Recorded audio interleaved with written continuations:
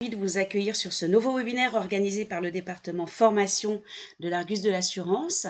L'Argus de l'assurance, ce sont plus de 2000 stagiaires formés l'année dernière, 150 programmes et 400 sessions de formation dispensées chaque année, à 97%, j'ai envie de vous dire, compatibles de DDA, mais on en reparlera. Des formations en présentiel ou en distanciel sur des thématiques variées, la finance, la réglementation, la distribution, le digital et l'IA bien évidemment, et le risk management, rubrique qui va nous intéresser ce matin. Donc des formations animées par des experts du contenu métier dans le secteur de l'assurance et de la mutualité et des praticiens experts dans ces deux secteurs évidemment.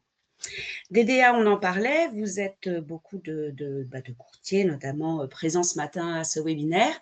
Donc, nous avons la plateforme Visa DDA qui existe maintenant depuis plusieurs années et qui vous permet de réaliser vos 15 heures de formation obligatoires, puisque c'est une plateforme qui vous donnera toute la souplesse. Elle est accessible 24 heures sur 24 et 7 jours sur 7, avec une variété de contenus, quels que soient les parcours que vous souhaitez suivre, pour une formation d'excellence et qui sera du coup 100% finançable par votre OPCO.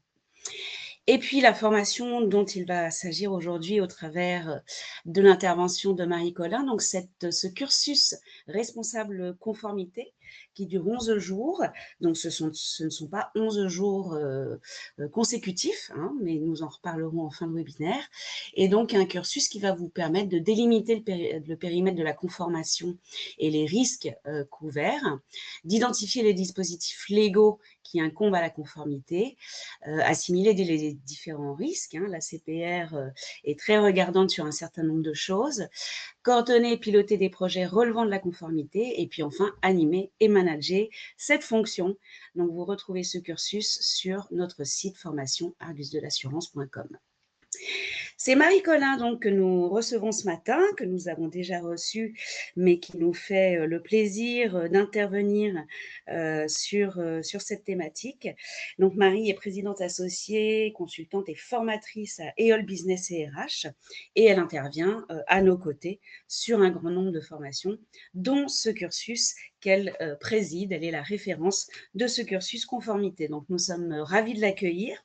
N'hésitez pas tout au long de son intervention à poser vos questions par rapport sur le petit point d'interrogation que vous devez avoir à l'écran et je les lui relayerai en fin d'intervention. Marie, est-ce que tu vois bien le PowerPoint? Je ne vois rien. Alors, peut-être l'ouvrir de ton côté. Je n'ai pas voulu te couper, mais je ne vois rien du tout. Alors, je vais voir si je coupe ma caméra. Est-ce que tu le vois mieux? Et le cas échéant, je vois rien. En fait, je ne vois pas de support. J'ai compris que tu étais partie et que tu lisais des supports, mais je ne vois pas. D'accord. Alors, est-ce que là, tu vois quelque chose? Toujours pas. Bon, alors nous, on te voit. Est-ce que tu peux ouvrir le support de ton côté et puis tu suis sur ton PC et moi, je fais défiler les slides quand tu me le demandes. Alors, ça veut dire qu'en fait, je sors du… Tu restes là, tu ouvres ton PowerPoint et moi, je le diffuse, il n'y a pas de souci.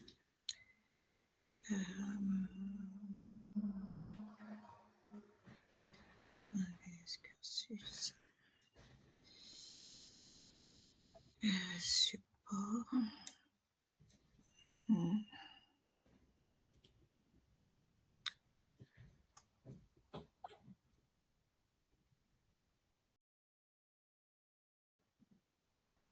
Voilà, et là, je suis sur la slide 5, c'est ton préambule.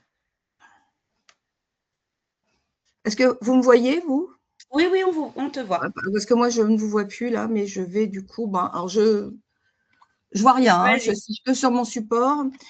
Donc, je suis sur le slide 5. Alors, effectivement, l'intérêt de ce webinaire aujourd'hui, c'est de montrer un peu tous les éléments qui entourent la fonction conformité et bien entendu, on clôturera sur le fameux cursus responsable conformité.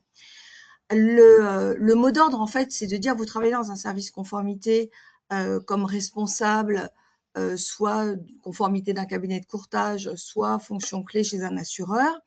Et en fait, il y a un besoin en permanence de mettre à jour ses compétences puisque la conformité, c'est des domaines extrêmement variés qui nécessitent une mise à jour permanente sur, j'allais dire, parfois même des détails qui vont être des détails sur lesquels la CPR va venir quand même vous contrôler. Et donc, l'un des objectifs, c'est de rappeler quand même cette mise à jour nécessaire. Laurence m'a introduit en disant que j'étais responsable d'une société. Je suis responsable d'une société all business de conseil et de formation. Et sur la partie conseil, on s'aperçoit que bien que la réglementation est censée être connue de tous, eh bien, elle n'est pas toujours appliquée par tout le monde, tout simplement parce qu'elle change, et ça c'est un point important, elle change assez rapidement ou par le biais de certains textes dont on parlera, la CPR va venir éclairer des bonnes pratiques professionnelles à mettre en place. Et c'est vrai que ces changements, entre guillemets, je vais appeler ça des changements permanents, vont entraîner parfois des freins, notamment dans les cabinets de courtage qui ne peuvent pas passer leur temps non plus à revoir leur système. Donc, du coup, je vais tenter de m'adresser aussi bien aux fonctions clés conformité dans les entreprises d'assurance qu'aux responsables conformité j'allais dire, de cabinets de courtage, pour montrer que pour les uns comme pour les autres, une mise à jour permanente est nécessaire et permettra d'éviter ce risque de non-conformité. Donc, sur le slide 6, je rappelle pourquoi la notion de conformité est importante, pourquoi on a mis à un moment, j'allais dire, en place les directions de conformité et pourquoi cette mise en place de la conformité est toujours d'actualité.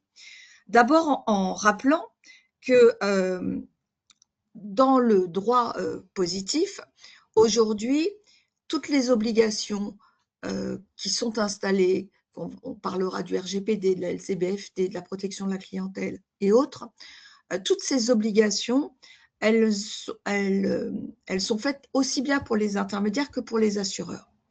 Donc déjà, on ne peut pas dire « moi, je ne suis pas concerné ». Ça, c'est quelque chose qui est impossible. Tout le monde est concerné par la réglementation.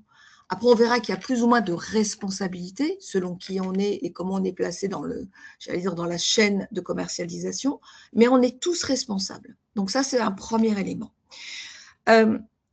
Les mises en place de direction de conformité, elles trouvent leur origine dans des constatations de dérives. Dérives dans les comportements des professionnels, des ventes inadaptées, des ventes abusives, des conflits d'intérêts, le non-respect de règles de bonne conduite, la prise de conscience également pour tout ce qui est épargne, la prise de conscience par les clients de la notion de risque en période de baisse de marché, etc.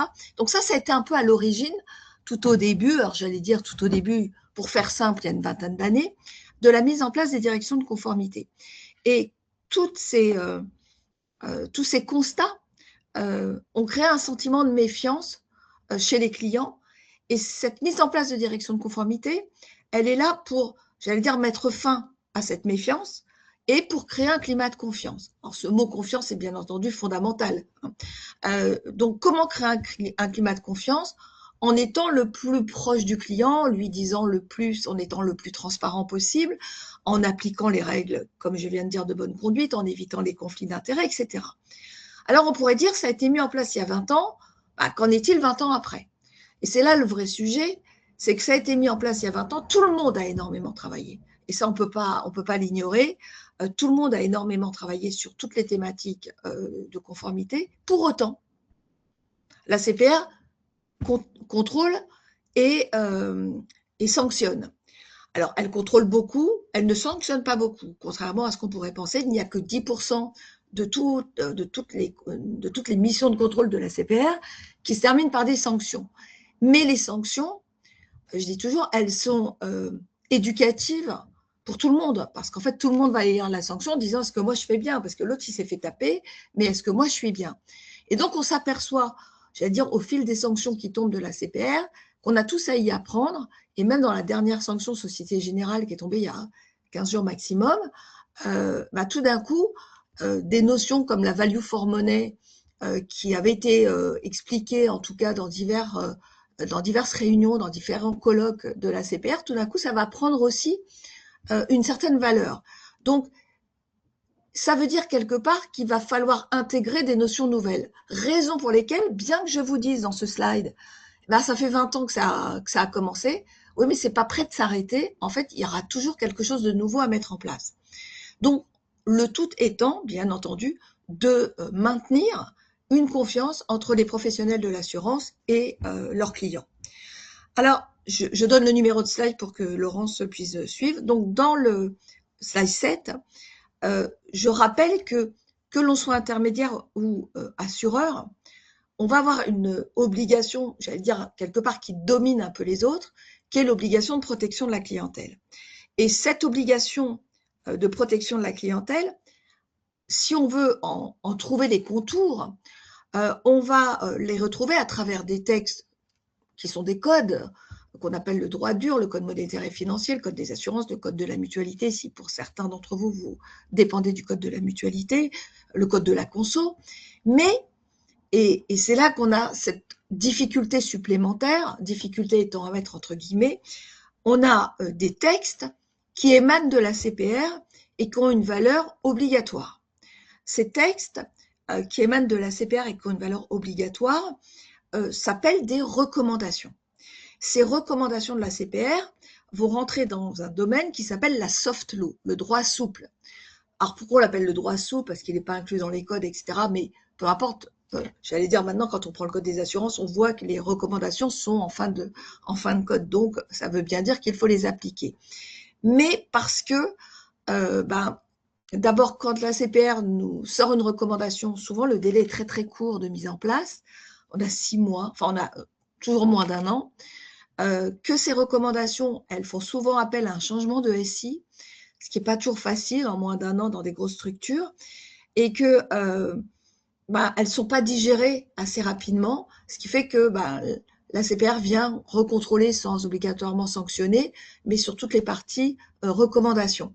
Alors si je dois en citer quelques-unes pour que vous compreniez l'importance, on a la recommandation sur la mauvaise mise en place de la DDA, de la directive distribution en assurance, notamment sur la gouvernance des produits, les rémunérations, les conflits d'intérêts, qui est sortie en 2023, en juillet 2023.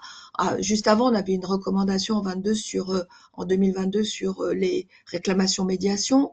En 2024, on a une recommandation sur le devoir de conseil dans la durée, notamment en non-vie, parce qu'en vie, ça existait déjà depuis un certain temps.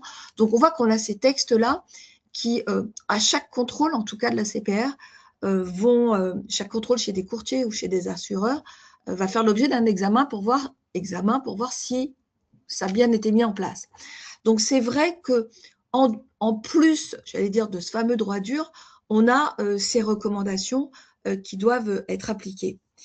Donc, dans le SA8, je rappelle tout simplement que la conformité, si je reprends ce mot conformité en assurance, pour les assureurs, au sens global du terme, quand on dit il faut mettre en place la conformité, hop, quand on est côté assureur et pas côté courtier, on pense à Solva 2. Cette directive Solva 2, c'est la mise en place effective des directions de conformité dans les structures assurantielles porteuses de risques. Donc, c'est important, et d'ailleurs, les slides qui vont suivre, je vais le répéter, tout part de solvabilité 2. Donc voilà, en banque, c'est BAL 2, en assurance, c'est solvabilité 2. Néanmoins, pour autant, on sait très bien qu'il y a des cabinets de courtage extrêmement importants, des gros cabinets qui ont beaucoup de personnel, mais qui ne sont pas soumis à solvabilité 2 et qui, pour autant, devront appliquer toutes les règles de conformité que j'ai citées à titre d'exemple. D'accord ? Donc, dans certaines structures porteuses de risques, on a l'application de solvabilité 2, c'est-à-dire la mise en place effective, on va en parler tout de suite après des 4 fonctions clés, dont la direction de conformité, n'empêche qu'on n'a pas d'obligation dans un cabinet de courtage de mettre en place une direction conformité. Pour autant, les règles de conformité s'appliquent également au cabinet de courtage, même sur des sujets qui pourraient, j'allais dire, en tout cas intellectuellement, dire nous, on n'est pas concerné comme la LCBFT. Si, mon gars, tu es concerné aussi. Donc, du coup, on voit bien que toutes les populations, je vais reprendre un thème qu'on connaît dans la DDA, c'est-à-dire tous les distributeurs d'assurance sont soumis, en tout cas, à l'application des règles de solvabilité. Et puis, dans ma partie conseil, puisque je vous ai dit que je faisais du conseil, ben, en tout cas, en ce moment, j'accompagne un courtier qui a été contrôlé sur une partie protection de la clientèle. Et là, on voit bien que globalement, toutes les recos que je vous ai cités préalablement, rémunération, conflit d'intérêts, gouvernance des produits, réclamation, etc., tout a été contrôlé. Tout. Et on lui a même demandé, alors que les assureurs n'avaient pas remis le marché cible, c'est pour la gouvernance des produits, au courtier, on a demandé au courtier d'aller la demander aux assureurs. Donc, vous voyez que, en fait, toute cette réglementation qui est quand même, je l'avoue, lourde, certains diraient anti-business, je ne vais pas aller jusque-là, parce que je considère que de faire de la conformité, c'est faire du bon business, mais qui est lourde, je le conçois totalement. Eh bien, si l'assureur n'a pas pris la main, n'est pas, j'allais dire, au top de sa conformité, eh bien, on va demander au courtier d'aller lui demander d'être conforme. Vous voyez, c'est un petit peu, ça peut paraître bizarre, mais c'est un petit peu ce qui est demandé en tout cas aujourd'hui. Donc, dans le slide 9, je rappelle là la solvabilité 2 pour essayer de revoir ensemble quelles sont les missions d'une direction de la conformité, en tout cas telle qu'elle était prévue à l'origine dans la directive Solvabilité 2. Et donc, dans la directive, il était prévu dès l'article 46 de la directive que les entreprises d'assurance et de réassurance, bien sûr, doivent disposer d'un système de contrôle interne efficace qui comprend au minimum une fonction de vérification de la conformité. Donc, on voit à tout le moins qu'une direction de conformité, c'est une direction de contrôle interne. Et que donc, on ne peut pas faire de la conformité sans faire du contrôle. Ça, s'il faut bien l'avoir en tête, il faut contrôler. Mais pas uniquement. Une direction de conformité n'est pas uniquement une direction de contrôle et elle doit, alors en général, on parle de cartographie de risque et même pour mon fameux courtier que j'accompagne, on lui demande de cartographier. Donc, l'article 46 précise que la fonction conformité comprend l'évaluation de l'impact de tout changement de l'environnement juridique sur les opérations de l'entreprise. Donc, le changement de l'environnement juridique, c'est tous ces textes, c'est-à-dire ce fameux droit dur, mais c'est cette soft law que sont les recommandations. Donc, l'impact de ces recommandations sur l'entreprise doit être cartographié. C'est la raison pour laquelle on dit qu'on doit identifier les risques qui sont propres à l'entreprise, de courtage ou d'assurance, mais en l'occurrence, on est sur Solva 2, donc on était sur l'entreprise d'assurance, mais ça va être décliné sur les entreprises de courtage. Donc, on doit identifier les risques et évaluer leur non-conformité. Dans le slide 10, je rappelle également que la fonction conformité, en plus, donc, puisqu'on est sous Solva 2, doit en plus conseiller la direction générale. Donc, conseiller cette fameuse gouvernance de l'entreprise. Elle conseille le directeur général ou le directoire selon la forme de l'entreprise, ainsi que le conseil d'administration ou le conseil de surveillance, sur toutes les questions relatives au respect des dispositions législatives, réglementaires, administratives, etc. Tout ce qui est afférent aux activités d'assurance.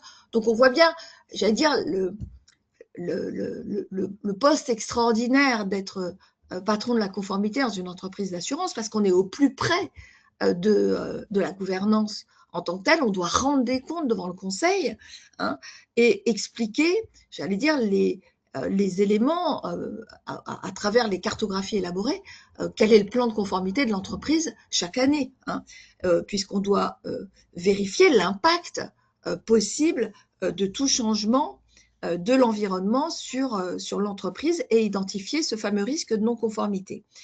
Ce risque de non-conformité, je vous rappelle sa définition au slide 11.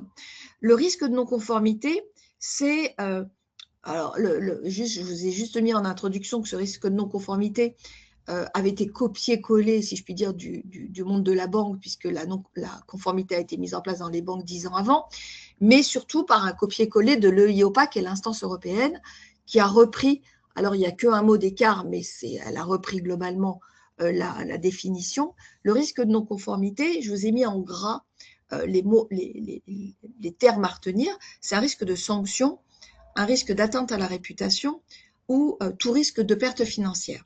Donc, dès qu'il y a un risque de sanction, et le mot derrière dit sanction judiciaire, donc la sanction peut venir des tribunaux, ça peut être une sanction administrative qui vient d'une autorité de contrôle administrative, ou disciplinaire, ça peut être une sanction qui vient de l'employeur. Un employeur peut sanctionner un salarié parce qu'il n'applique pas des procédures écrites. D'accord? Donc ça veut dire qu'il y a une non-conformité dans l'application de process.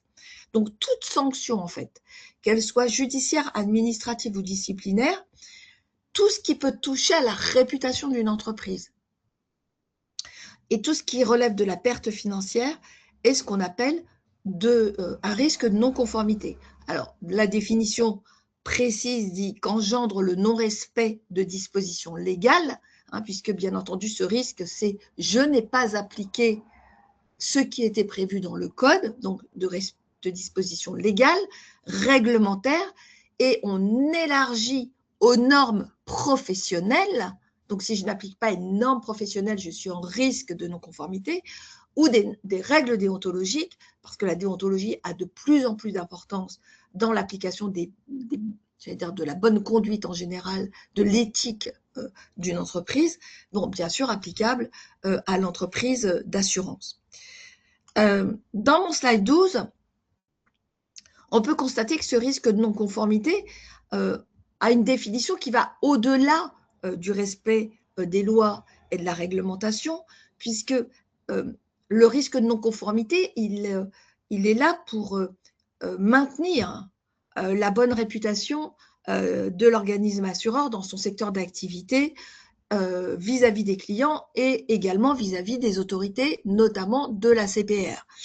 Que la direction de conformité, elle est là également pour éviter ou réduire les sanctions, les coûts financiers, les atteintes à la réputation que l'organisme pourrait avoir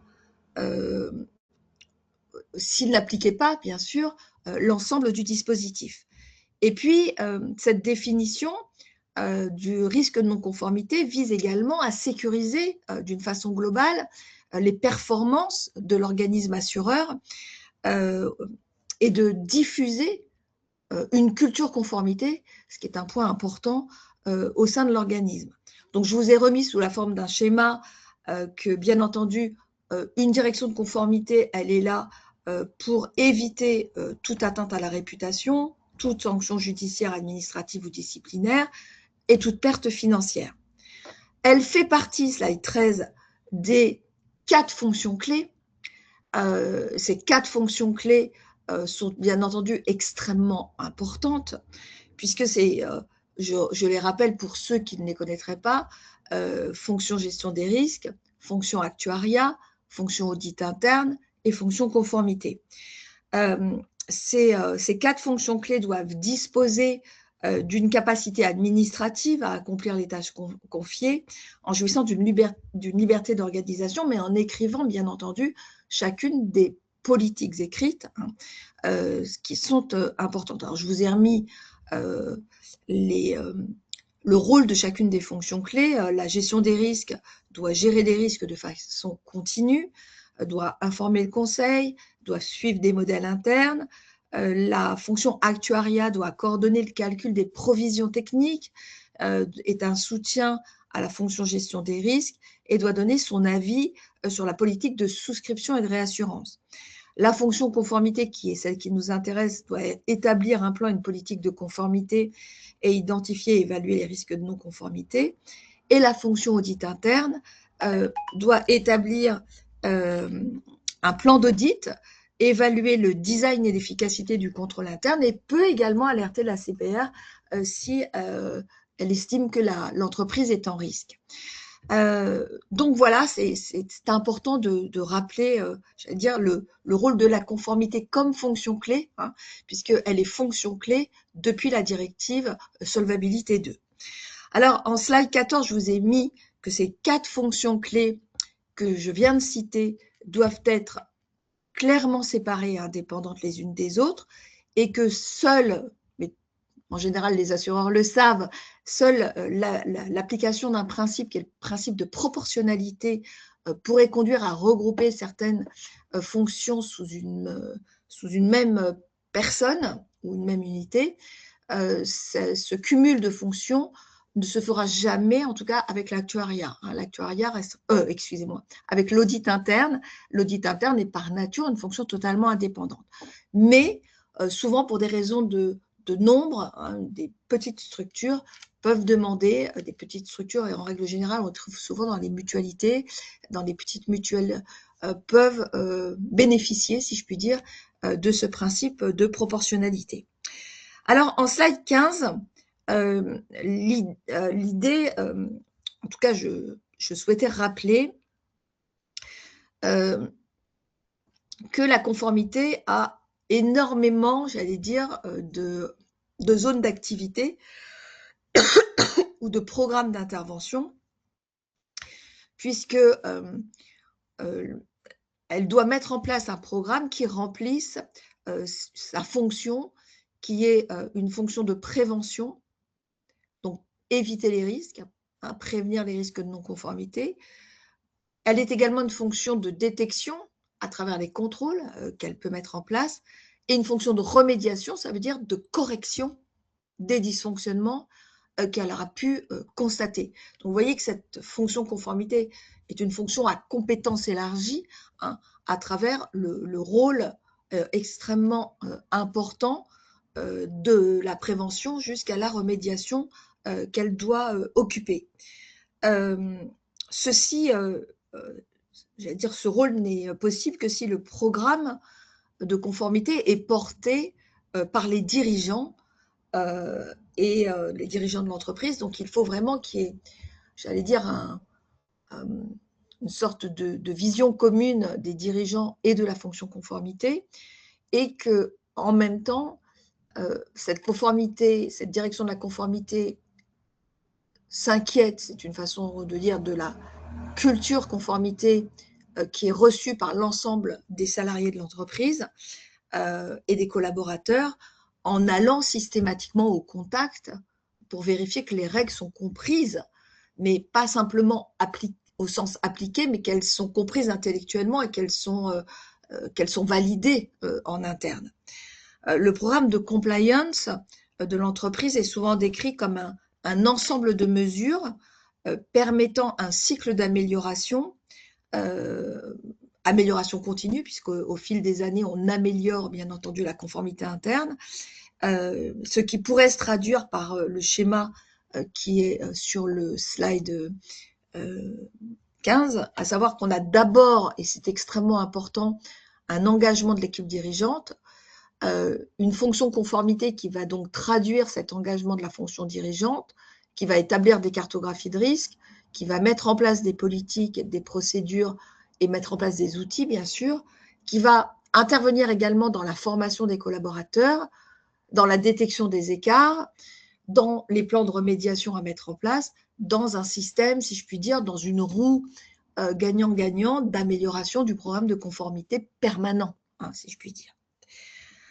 Donc, dans mon slide 16, je vous ai mis les différents enjeux d'une bonne conformité, c'est-à-dire que d'abord, il faut qu'une filière existe, l'existence d'une filière, une filière conformité importante, qui va être un relais, qui va être le relais au sein des lignes métiers, qui doit organiser et structurer sa filière, avec parfois, puisque dans certaines entreprises très, très importantes en nombre, la nécessité de mettre en place des référents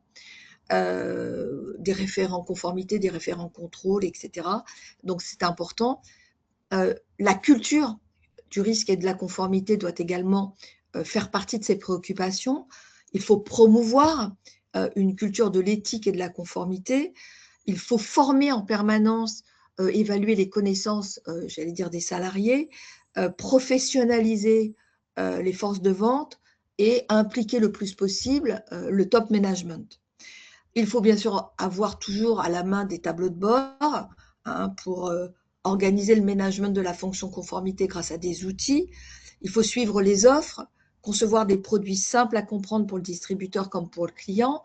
Là, on va passer par ce qu'on appelle la gouvernance des produits, évaluer les risques, les avantages et les inconvénients d'un produit à travers ce que je vous l'ai dit tout à l'heure à l'oral, mais là, je vous l'ai mis dans le slide, la value for money, définir une clientèle cible, une stratégie de distribution, et bien entendu, un des mots les plus connus, en tout cas de mes étudiants, c'est le KYC, c'est-à-dire l'aspect connaissance client. KYC, pour ceux qui ne le sauraient pas, c'est l'abréviation d'un mot anglais qui signifie Know Your Customer, connais ton client. Donc, il va falloir construire un KYC cible, développer un KYC global, puisqu'on peut vendre plusieurs produits, intégrant l'ensemble des exigences réglementaires, dont des exigences parfois bancaires, FICOVI, CADVA, gel des avoirs, lutte contre le blanchiment, devoir de conseil, lutte contre la fraude, DDA, etc. Et tout ça doit être embarqué dans une conformité narrative, c'est-à-dire tout doit être écrit dans sa politique et embarquer bien entendu l'ensemble des contrôles dès l'origine dans les outils frontaux de gestion. Donc dans le slide 17, j'ai mis sous forme synthétique les différents champs d'intervention de la fonction conformité à travers des grosses thématiques, si je puis dire, qui sont en règle générale, qui relèvent de sa responsabilité, sachant que selon les entreprises, c'est oui ou c'est non. Parfois, on va sous-traiter. Si je prends par exemple le RGPD avec la protection des données, parfois on va dire l'entreprise, elle n'a pas le temps, elle va prendre un cabinet d'avocats pour le faire, mais sinon, ça relève quand même du champ globalement de la conformité. Donc, je vous ai mis tout ce qui relève de la protection de la clientèle, tout ce qui relève de l'éthique et de la déontologie, la sécurité financière, c'est-à-dire lutte contre le blanchiment, financement du terrorisme.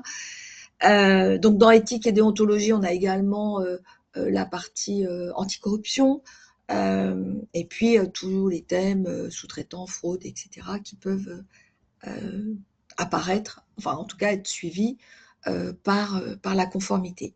Slide 18, je vous ai mis qu'on pouvait avoir, c'est exactement les mêmes thématiques, mais au lieu de les avoir sous la forme précédente, je vous les ai mis sous la forme client, sécurité financière, intégrité, sous une autre forme.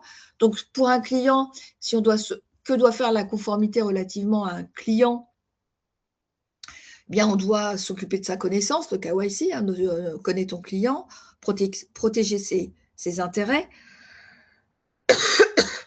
Et j'insiste pas, mais il y a aussi la question de l'âge, la vulnérabilité, parfois de la fragilité financière, etc. Donc vérifier qu'on propose des bons contrats aux bons clients, enfin vous voyez, tout ce qui tourne autour du client, et des pratiques commerciales liées à ce client, bien sûr. On a l'aspect sécurité financière, donc lutte contre le blanchiment, financement du terrorisme, lutte contre la fraude, lutte contre la corruption, respect des sanctions financières.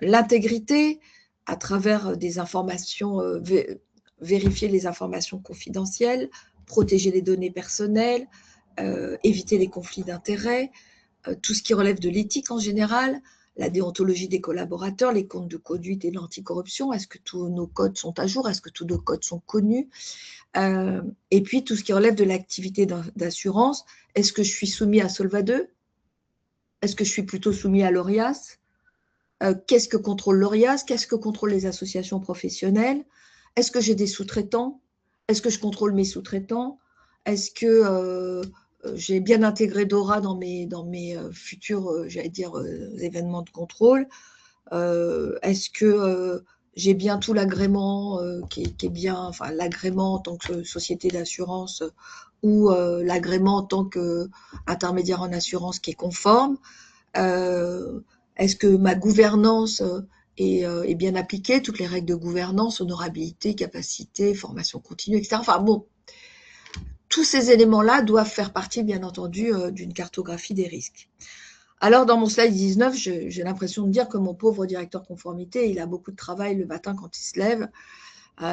Il doit assurer la veille réglementaire, il doit contrôler le respect des dispositions, il doit élaborer et mettre à jour les procédures internes, il doit réaliser un reporting, reporting qu'il doit réaliser non seulement à sa hiérarchie, bien entendu, mais également au régulateur, puisque on sait tous qu'on a des informations à faire remonter à la CPR, surtout lorsqu'on est compagnie d'assurance.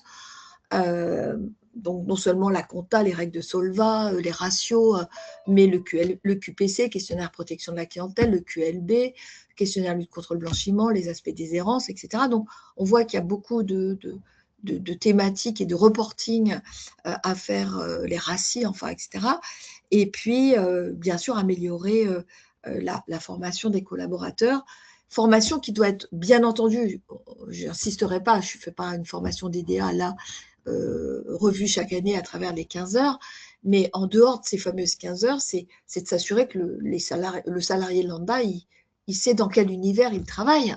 Hein. Et c'est pour ça que des fois, le b.a.-ba, c'est la charte de déontologie, savoir ce que j'ai le droit de faire, pas le droit de faire, plus le droit de faire, parce qu'il y a des fois des choses qu'on avait le droit de faire il y a quelques années qu'on n'a plus le droit de faire. Donc, quand il y a des mises à jour du code de déontologie, bah, faut penser à en informer le personnel, pas que les nouveaux entrants, mais aussi les anciens. Enfin voilà, il y a tout un travail, si je puis dire, en permanence enfin, faut recommencer hein, quelque part et passer par ces vérifications. Et puis, bien entendu, vis-à-vis de la direction générale, c'est le point qui est tout au-dessus, bah, faut assurer le conseil. Hein. On a vu qu'on doit conseiller la direction générale et l'aider à prendre des décisions, ce qui est quand même pas la moindre des affaires. Alors, j'en arrive au slide 20, avant de repasser la parole à Laurence, pour dire que bon, pour être un bon directeur de conformité, ben, il faut avoir une bonne connaissance de la réglementation, une bonne compréhension des métiers.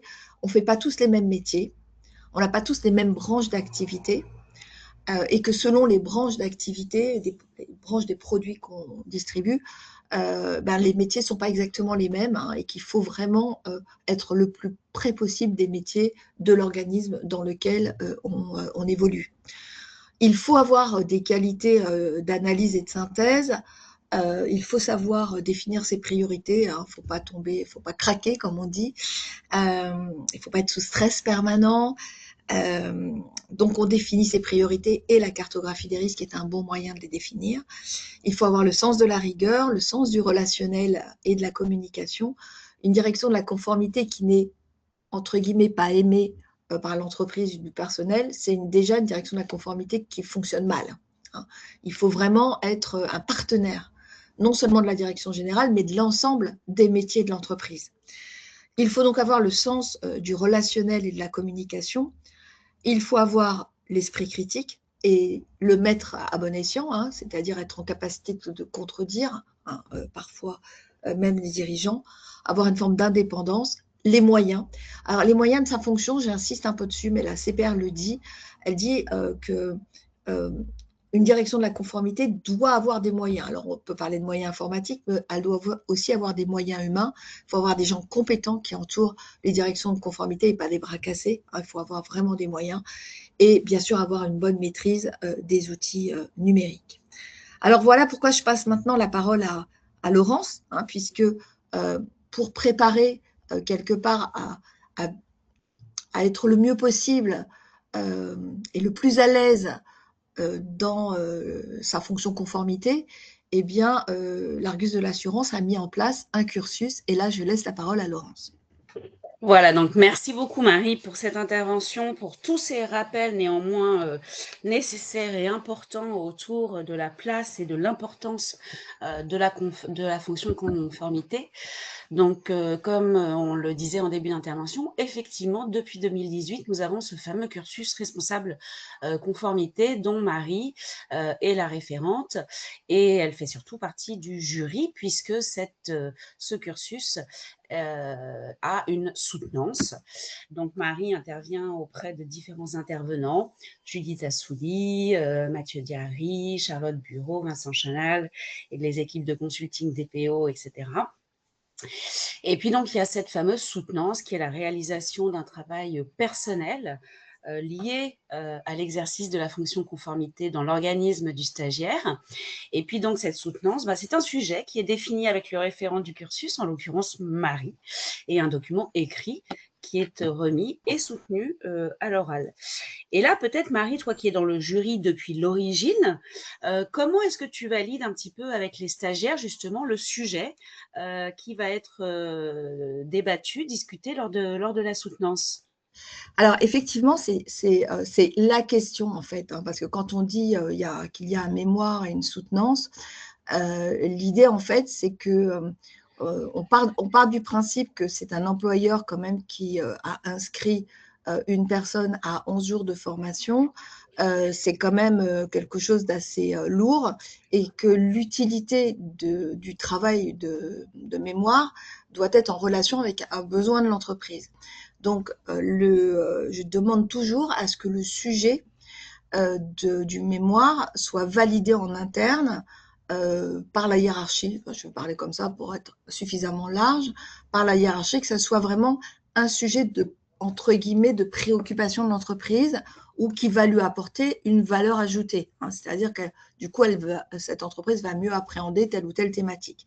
Donc, c'est le point le plus important, c'est pas un sujet qui fait plaisir obligatoirement. C'est pas, oh tiens, j'aimerais vraiment travailler sur ce sujet pour la personne qui tient le poste de responsable conformité, c'est quelle est la préoccupation de l'entreprise sur telle ou telle thématique. Alors, en général, c'est pas de pair. J'ai jamais vu de clash, pour être clair, depuis l'organisation de ces cursus entre les sujets et les dirigeants. Jamais, ça va de soi.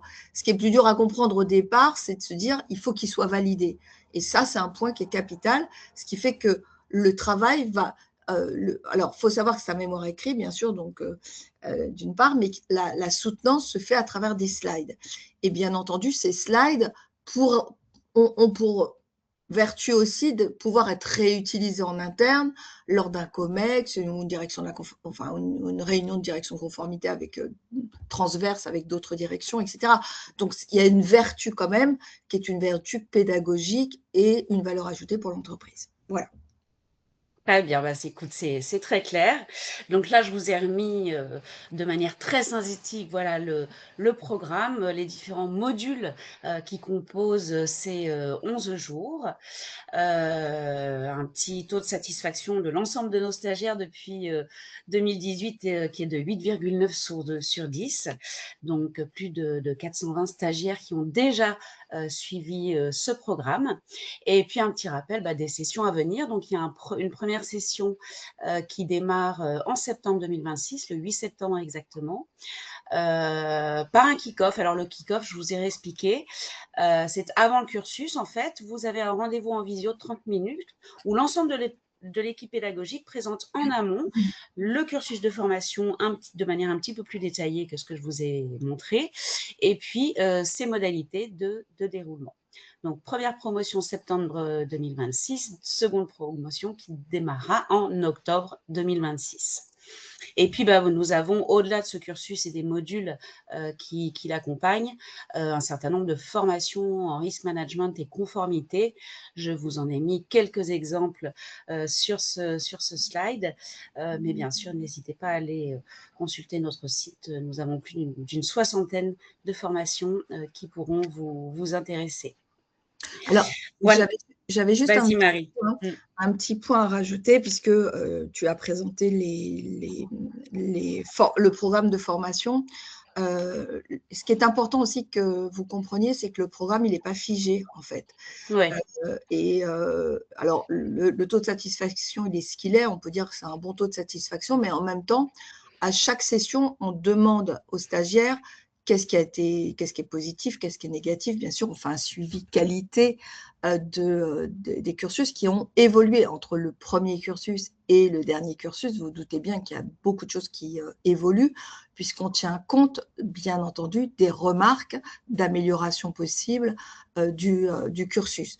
Sur les éléments, alors là, bien entendu, on vous a mis l'existant, hein, avec fonction conformité, contrôle des risques, lutte contre le blanchiment, loi Sapin, DDA, RGPD, protection de la clientèle, etc.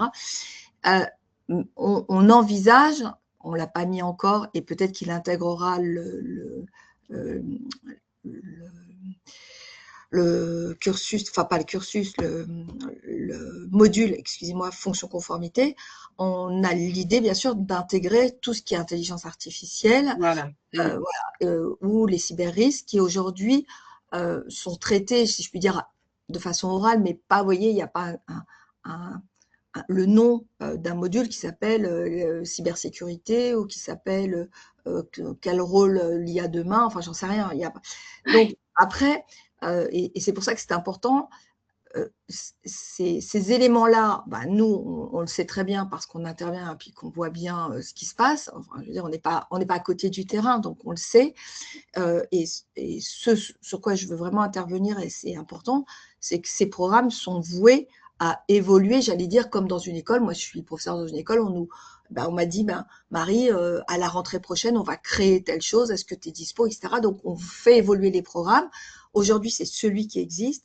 Ben, demain, il aura peut-être un petit peu changé. Voilà, c'était juste ce point là. Absolument, non, non, mais tu as bien raison de le souligner. Et puis sachez que lors de votre inscription à ce cursus, vous avez au préalable un questionnaire qui vous permet aussi de lister les sujets que vous voudriez voir abordés au sein de l'existant.